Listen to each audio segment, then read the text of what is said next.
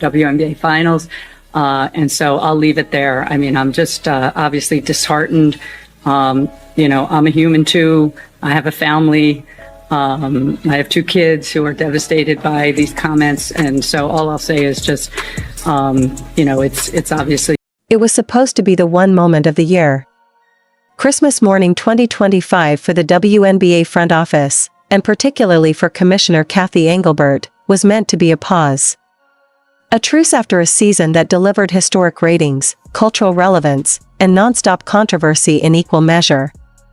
After months of public disputes, racial flashpoints, and simmering locker room resentment, league leadership desperately needed the spotlight to move elsewhere.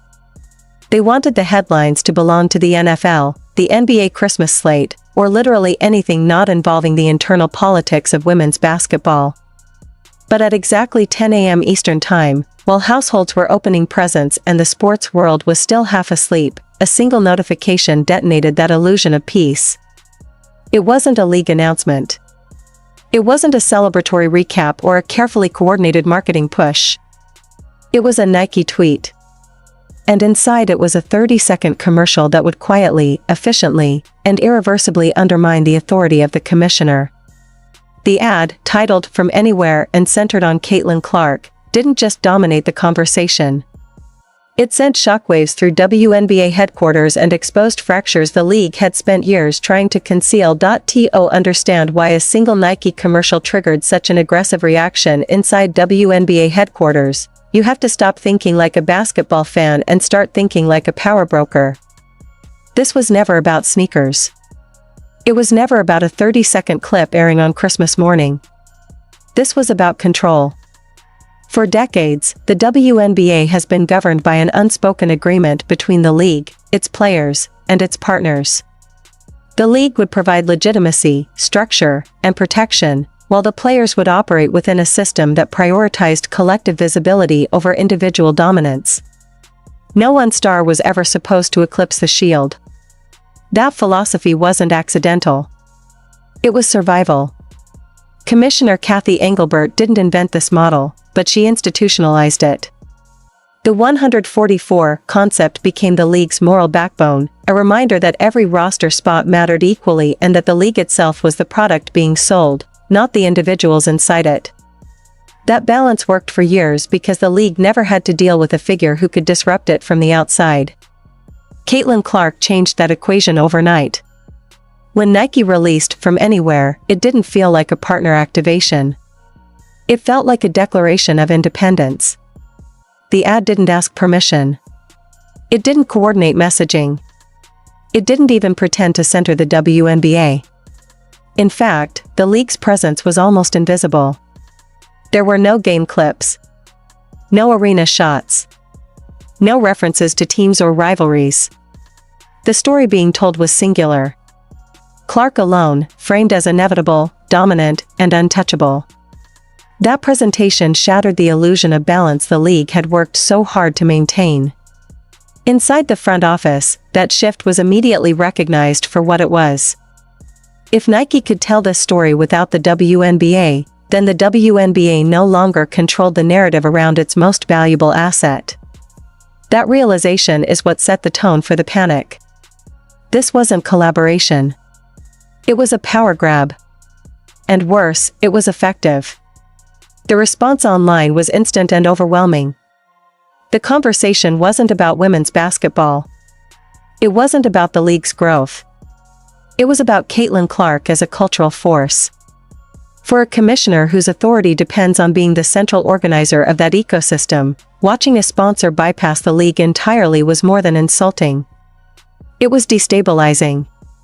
It exposed a truth the league wasn't ready to confront. The star had outgrown the system designed to contain her, and everyone in the building knew it. The timing of the commercial only intensified the fallout, because it landed directly on top of the WNBA's most fragile strategic initiative. Just weeks earlier, the league had publicly aligned itself with the launch of the Unrivaled League, an off-season venture pitched as revolutionary. It was framed as player-first, equity-driven, and essential to keeping elite talent stateside. Commissioner Engelbert didn't just tolerate it. She endorsed it. The league needed Unrivaled to succeed, not just financially, but symbolically. It represented stability. It represented buy-in from veteran stars who had long felt undercompensated and underappreciated. And most importantly, it represented control. The league needed Caitlin Clark in that ecosystem. They chased her aggressively. The reported offer wasn't subtle. Over $1 million for a limited commitment, a sum designed to signal seriousness and respect. It was the kind of offer you don't refuse if you believe in the collective vision being sold.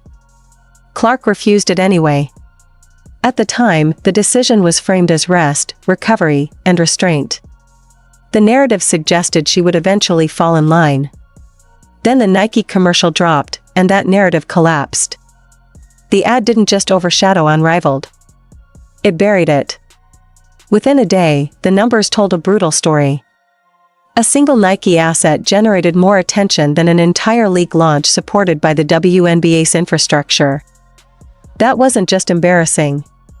It was clarifying. It revealed where the audience's loyalty truly lived. Not with concepts. Not with collectives. With Caitlin Clark. That shift is existential for a commissioner. Leagues function on leverage. Rules, discipline, revenue sharing, and negotiation all depend on the assumption that the league is bigger than any one player. The Nike commercial reversed that assumption in public. It told fans, sponsors, and players alike that Clark didn't need the league's platforms to dominate attention. The league needed her relevance to justify its strategies. That inversion made everything harder.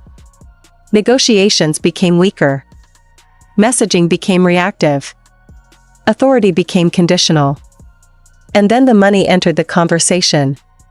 The visual contrast between Clark's commercial and the WNBA's typical presentation was impossible to ignore. The ad looked expensive because it was expensive. Cinematic lighting. Celebrity cameos. Global appeal. Meanwhile, the league she plays in still struggles with broadcast consistency and production value. That contrast undercut years of progress in a single moment. Every executive understands perception is reality. And the perception created by that commercial was devastating. It suggested that the real business of women's basketball existed outside the league offices. That the league itself was merely the venue, not the engine. For someone tasked with selling growth, professionalism, and long-term value, that perception was a nightmare unfolding in real time. The most dangerous consequences of the Nike commercial, however, were never going to show up in press releases or financial reports. They were going to surface in the locker rooms. Professional sports are built on fragile hierarchies, and the WNBA's hierarchy was already under strain. Veterans had endured years of sacrifice, modest pay, and limited exposure in service of the league's survival. The arrival of Caitlin Clark changed the economic reality almost instantly, but not evenly. When Nike elevated Clark with a campaign that dwarfed anything her peers had received, it didn't just celebrate her. It invited comparison. The contrast between Clark's ad and those of established stars like Aya Wilson became fuel for resentment. Whether intentional or not, the optics suggested favoritism. For a commissioner already managing tensions around physical play and perceived targeting, that was the worst possible outcome. Players don't need proof to feel disrespected. They need patterns. And the pattern being reinforced was that one player was being fast-tracked into icon status while others were expected to wait their turn indefinitely. That sense of imbalance threatens cohesion.